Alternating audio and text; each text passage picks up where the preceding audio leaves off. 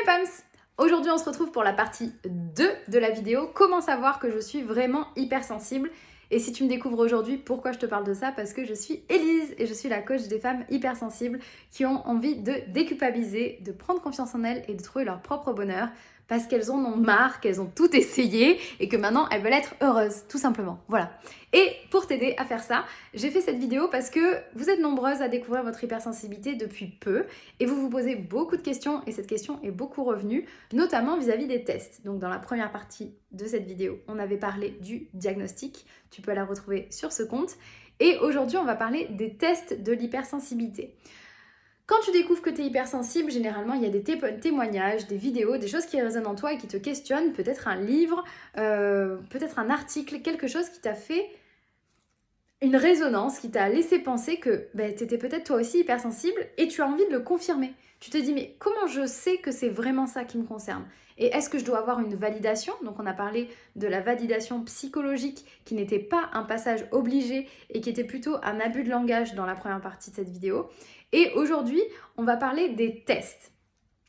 Il y a beaucoup de tests sur l'hypersensibilité. Je vais vous parler de celui qui est une référence aujourd'hui. C'est le test d'Hélène Aron. Pourquoi celui d'Hélène Aron? Parce que c'est la femme qui est précurseur sur le sujet de l'hypersensibilité et qui du coup a fait office de référence. Et donc elle a mis en place sur son site un test sur l'hypersensibilité pour savoir si vous étiez hypersensible ou non. Et je me suis intéressée à ce sujet pour casser certaines croyances limitantes. Et pour ça, je vais vous parler de ce test. C'est un test avec 28 questions. Et à la fin de ce test, donc comment marche le test? Il y a des affirmations et vous répondez vrai ou faux. Si ces affirmations vous concernent et vous vous sentez particulièrement touché, vous répondez vrai. Sinon, vous répondez faux. Et une fois que vous avez fait ce test, il y a un petit laïus de la part de l'équipe de Hélène Aron que je trouve très pertinent et qui est là pour appuyer mon discours aujourd'hui. Je vous ai fait une petite traduction parce qu'il était en anglais et je vous donne l'essentiel de ces informations. Donc une fois que vous avez passé ce test, il est mentionné.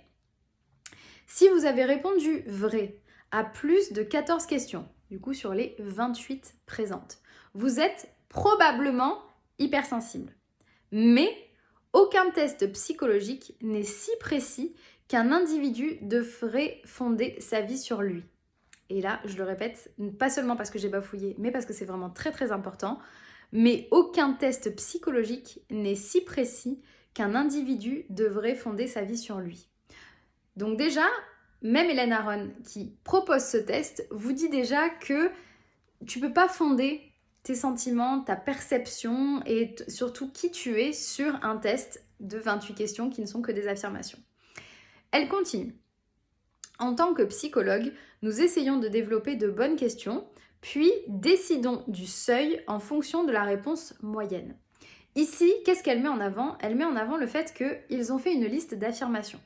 Et à partir de comment vous décidez que vous êtes hypersensible, ils ont décidé d'un seuil arbitraire en fonction de leur perception des réponses moyennes. À partir de 14, on considère que vous êtes hypersensible. Du coup, ça fait écho à un post que je vous avais fait et ce que je vous partage régulièrement sur ce compte. L'hypersensibilité n'est pas une case. L'hypersensibilité, c'est une haute sensibilité, mais par rapport à quoi? Par rapport à la sensibilité moyenne. Et c'est ça qui est important de retenir. Et c'est pour ça qu'il y a des vraies problématiques. Aujourd'hui, la sensibilité moyenne ne cesse d'évoluer. Et elle évoluera constamment. Je pense que la sensibilité moyenne, si, encore faudrait-il qu'on soit capable de la mesurer sur les 7 milliards d'humains qu'il existe. Mais en tout cas, je suppose qu'elle était sûrement plus basse il y a 50 ans et qu'elle sera sûrement plus haute dans 50 ans. Et je l'espère qu'on va vers une sensibilisation de la société et qu'on devient de plus en plus ouvert à cette sensibilité, quelle qu'elle soit, sensorielle, émotionnelle ou mentale. Et donc, ici, c'est vraiment super important qu'elle explique que dans ces affirmations, ils ont déclaré un seuil, mais qui ne peut pas être une vérité, qui est juste une moyenne par rapport aux réponses qu'ils ont. Et donc, ils complètent par la suite. Si vous avez répondu vrai à moins de 14 questions, mais qu'elles vous paraissent extrêmement vraies, cela pourrait également justifier que vous soyez hypersensible. Ici, qu'est-ce qu'on retrouve? On retrouve que non seulement ça n'est que des affirmations, mais derrière, ils expliquent, parce que je dis qu'il y a, en fait, c'est un groupe de psychologues, hein, c'est pas que Hélène Aron qui parle, c'est vraiment son équipe, qu'ici, même si tu n'as pas dépassé ce seuil qui te considère hypersensible, que tu as répondu peut-être à 8 questions vraies, mais que dans ces 8 questions, tu t'identifies pleinement, tu trouves que ça te correspond à 100% et que ça te prend aux tripes, ben tu es peut-être aussi hypersensible. Donc on voit que les informations données par ce test ne sont pas juste une réponse, une case en mode oui tu es hypersensible ou non tu es pas hypersensible. Et je trouve ça très très très important de le rappeler parce qu'en fait, qu'est-ce que c'est que ces tests aujourd'hui? Quels sont les tests que vous trouvez sur le site d'Hélène Aron, sur les sites de plein de coachs, de plein d'articles? Ce ne sont que des affirmations. Donc, pourquoi c'est important de le noter? Parce que c'est pas un test qui va prendre en compte différentes variantes et qui va être étudié, comme par exemple le test pour les hauts potentiels où il y a un suivi psychologique, il y a des rendez-vous, même si d'ailleurs le Way c'est lui aussi remis en question, c'est un autre débat. Où en fait il y a une étude. Là, les tests qui sont mis en place sur ces sites sont indicatifs. C'est simplement une version plus ludique de découvrir les caractéristiques de l'hypersensibilité, tout simplement. Puisque les tests ne sont que une succession d'affirmations à laquelle vous répondez vrai ou faux. Donc c'est exactement la même chose que si vous regardez une de mes vidéos et où je vais vous parler d'un certain vécu, d'une expérience et que vous vous dites oh, « mais ça me correspond à fond ». Que vous le voyez en témoignage, en livre, que ce soit un article, que ce soit un retour d'expérience ou un test, finalement, ça n'a de test que le nom, parce que c'est simplement une liste de caractéristiques. Et donc, je vais répondre à cette question de comment savoir que vous êtes vraiment hypersensible. Il n'y a pas besoin de test. Vous pouvez, dans le sens où ça va être ludique d'avoir 28 séries d'affirmations, et encore, je vous invite à être très vigilante, typiquement, il y a beaucoup de temps, dans les tests comme ça, il y avait timide, vous êtes quelqu'un de timide, qui était dans les caractéristiques de l'hypersensibilité. Et aujourd'hui, on sait que c'est faux. On sait qu'aujourd'hui, il y a 30% des hypersensibles qui sont extravertis. Donc c'est pour ça que je trouve ces tests, moi je suis pas pour, voilà personnellement, parce que c'est réducteur et parce que ça suppose oui ou non, alors qu'en fait on parle d'une échelle de valeur de sensibilité. Et qu'en fait, sur ça, on a tous nos curseurs. Et dans les caractéristiques de l'hypersensibilité, vous avez vos 3 piliers dans lesquels vous aussi vous avez des curseurs et votre hypersensibilité est unique. Et donc, j'imagine les ravages que ça pourrait faire d'une personne qui est hypersensible et du moins qui a besoin de ces réponses, qui a besoin de sentir comment fonctionne sa sensibilité, qui aurait besoin de ça, qui passerait ce test et qui verrait non, tu n'es pas hypersensible et qui resterait dans ses questionnements, dans ses doutes. Et je trouve ça affreux. Et de la même façon, si tu te dis hypersensible et qu'il n'y a personne pour le valider, il n'y a pas un test et tout, on s'en fout, bordel. C'est pas ça qui compte. Ce qui compte, c'est la réponse que tu vas trouver. Donc voilà, vous l'aurez compris, je suis anti-diagnostic, anti-test. C'est pas anti.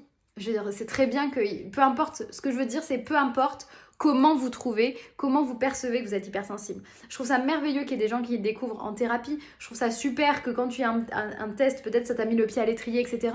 Mais pourquoi je vous dis ça et pourquoi je trouve ça important? Parce qu'aujourd'hui, je côtoie beaucoup d'hypersensibles qui hésitent, qui remettent leur hypersensibilité en question parce qu'il n'y a pas eu de test, il n'y a pas eu de diagnostic qui l'ont validé. Et qui du coup perdent un temps précieux dans leur vie, qui rajoutent des doutes sur leur hypersensibilité au lieu de s'en sentir mieux, au lieu de se sentir épanoui et bien dans leur vie.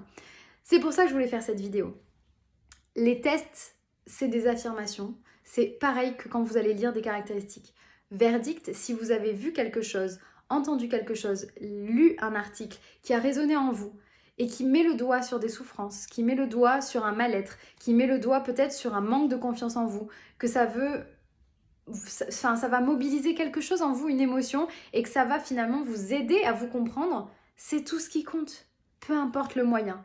Et c'est que le début. Quand vous avez cette information, oui, vous êtes très probablement hypersensible, c'est que le début. Maintenant, on s'en sert comme pour une étiquette qui va être utile et après vous vous débarrasserez de cette étiquette. Pour comprendre ce que je veux vous dire, je vous invite à aller voir ma vidéo sur les étiquettes qui va sûrement vous aider une fois que vous avez vu ces vidéos sur les tests de l'hypersensibilité parce que ce n'est que le début de l'aventure. Maintenant, ce qui compte, c'est que toi, tu sois heureuse en étant toi-même, que tu déculpabilises, que tu arrêtes de penser que tu es trop sensible, que tu puisses dire ça, je ne veux pas, que tu pousses le toxique et que tu puisses avoir des choses qui sont en faveur de ta vie, en faveur de ta joie, en faveur de ta fierté, que tu puisses te sentir bien dans ta vie amoureuse, professionnelle, personnelle, amicale, familiale.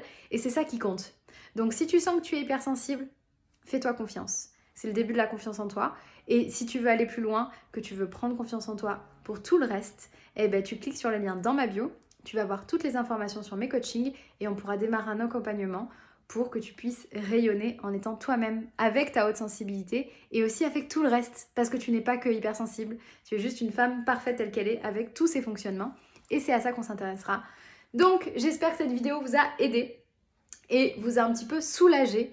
Et ça vous apprendra aussi à aller chercher les réponses à l'intérieur de vous. Vous n'avez pas besoin d'avoir quelqu'un d'autre qui va valider que vous êtes hypersensible. C'est vous qui le savez et c'est tout ce qui compte.